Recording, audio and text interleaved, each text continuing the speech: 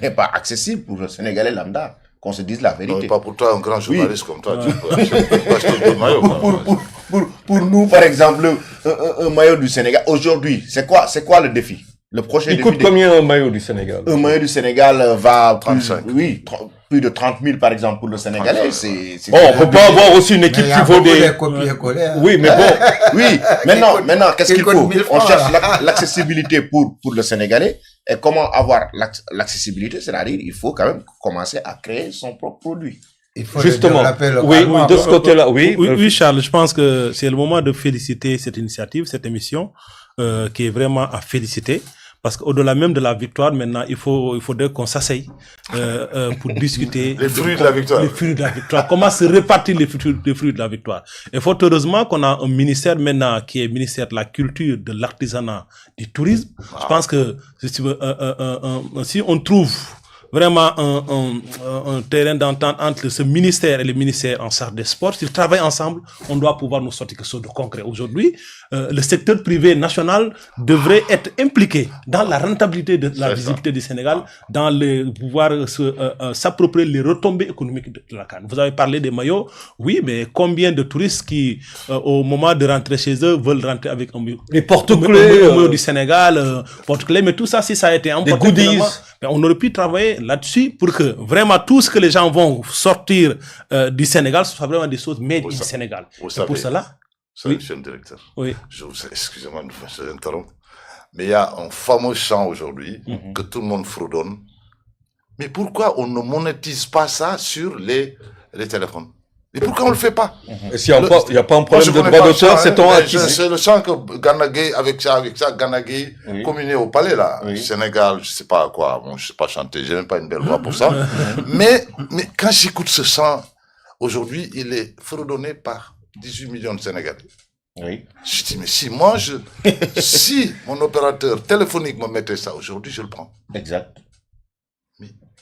T'as pas poussé d'aller chercher. Il a chanté de manière naturelle. Il n'y a pas de droit d'auteur, il n'a rien. Mais justement, il y a Philippe Ndiaga qui met sur la table cette possibilité de rencontre des différentes instances pour capitaliser, pour que les fruits qui tombent soient des fruits qui tombent sur nos terres, mais que l'arbre soit là. Il faut pas que l'arbre soit ailleurs et que les fruits tombent ici et que l'arbre gagne l'argent. Alors moi, je parle de Pékin qui gagne tout, qui attendent tous les Africains au tournant à la Coupe d'Afrique pour leur fourguer des maillots et des écharpes.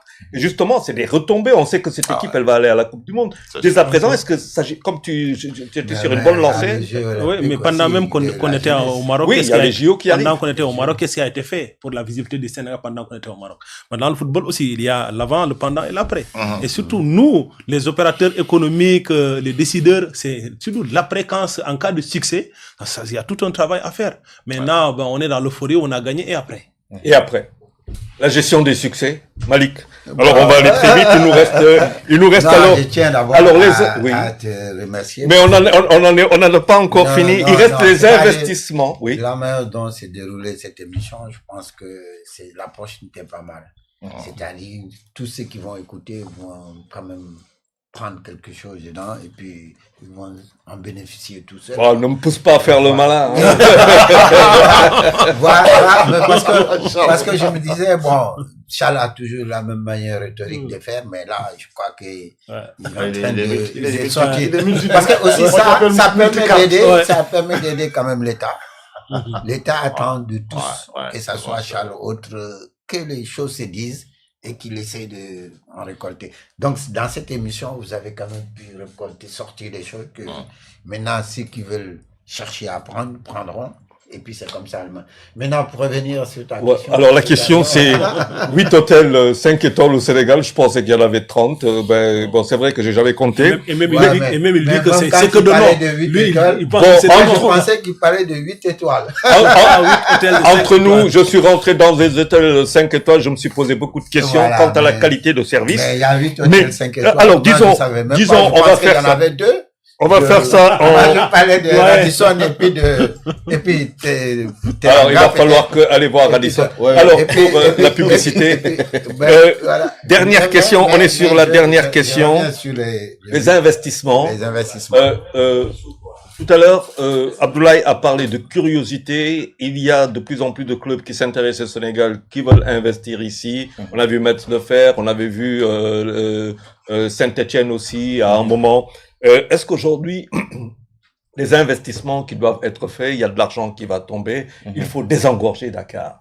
Est-ce qu'il n'est pas grand temps, Malik, tout en intégrant l'architecture, grand temps de voir le Sénégal en centre région, par exemple, pas toutes les régions, mais en centre, en pôle, pour qu'on fasse des investissements pour un football qui va devenir, compétitif et avec des joueurs qui iront un peu partout dans le monde. Ben, moi, je pense que c'est évident. C'est-à-dire, il faut pas rester seulement à Dakar, il faut aller au-delà de Dakar, après Thiès et Haute-Allée. Et c'est ça qui va permettre d'amener ce que vous dites là. Maintenant, moi, je pense que sur ça, les footballeurs, bon, ils ont bénéficié chacun de 1500 mètres carrés. Bon, il faut les laisser quand même les 1500 mètres carrés. Mais moi, je pense que l'État doit aller plus loin, les attirer pour venir investir de plus. Par exemple, en les donnant les moyens de... Parce qu'on ne demande pas à l'État de nous apporter des sous, de l'argent. C'est pas important. Qu'est-ce que vous attendez? Un soutien moral et nous dire, voilà, on est derrière vous, allez-y. Malik, Malik, si je comprends très bien, ça veut dire vous, c'est faire venir l'argent, je veux dire faire venir de l'argent, tout ça, c'est pas le problème. Le problème, c'est de nous faire confiance. Voilà, nous faire confiance, nous pousser, nous dire, écoutez, vous êtes assez grands et il faut rien attendre de nous. On a fini de vous donner le lait maternel. Maintenant, allez-y, produisez. Monsieur le Président de la République. En tout cas, ça c'est adressé au Président et à son Premier ministre. Ça. Il y a des gens qui sont en mesure de faire venir des capitaux pour les investissements. Tout. Dans le sport. Dans le sport, Malik. Dans le sport aussi et ailleurs. Malik, donc, ça veut dire que vous avez déjà vu ailleurs. Vous avez déjà une idée de cet ailleurs? Bien sûr. On peut savoir où ça, par exemple? Non, par exemple, je pense le golfe de Sali. Moi, on m'a mis à disposition 10 hectares où je vais faire les tours des Patriotes, où il y aura 2 immeubles qui vont aller jusqu'à 33 niveaux. Et puis, c'était un centre d'affaires qui va regrouper des commerces, qui va regrouper des plateaux de bureaux, qui va regrouper des appartements, des duplex et des restaurants panoramiques et qui va rayonner autour des Salis et qui va apporter autre chose sur le secteur touristique. Et ça, c'est un projet sur 500 mètres, je travaille depuis presque 2 ans. Très bien. 71 000 mètres carrés à développer sur ce projet. C'est un projet embryon où il y a des gens qui sont prêts à soutenir. Et c'est ça. L'État doit accompagner ce type de projet. Est-ce que vous êtes accompagné, Malik? Est-ce que vous êtes actuellement? Bon, accompagné par un secteur privé, mais pas encore. Est-ce que l'État s'intéresse à ce que vous faites? Mais peut-être l'État n'est pas encore au courant. Mais peut-être par cette émission, il sera au courant. La publicité est faite. La publicité est faite. Alors aujourd'hui, investissement, vous êtes dans le tourisme, spécialiste du tourisme, investissement du sport tourisme. Où le verrez-vous aujourd'hui, justement, dans le cadre football, avec des académies, avec des, nous savons qu'à, la Casamance, où est-ce que vous verrez ça? Oui, moi je rêve même d'un projet, une région, un stade aux normes.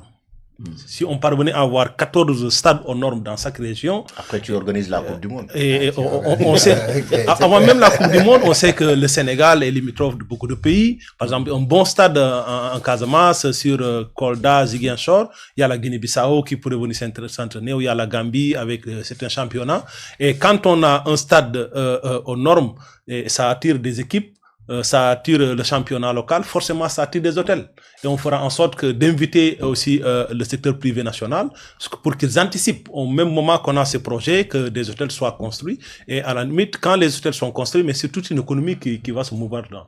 Parce que je trouve ce projet, si on parvient à le réaliser, le Sénégal pourrait vite fait avoir les arguments pour demander la Coupe d'Afrique, mais aussi en termes de capacité de tir, le Sénégal pourrait dire oui, nous sommes prêts. On peut accueillir non seulement la CAN, mais d'autres championnats pour venir.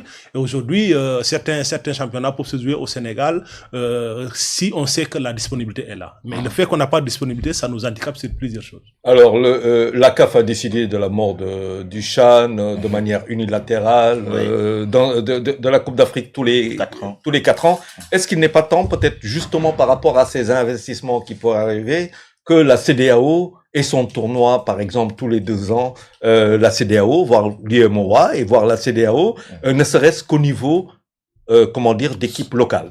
Régional, oui. Effectivement, je pense que des organisations sous-régionales à vocation économique pour prendre le relais, parce qu'elles ont besoin d'intéresser les populations à ce que les États font, parce qu'il ne faut pas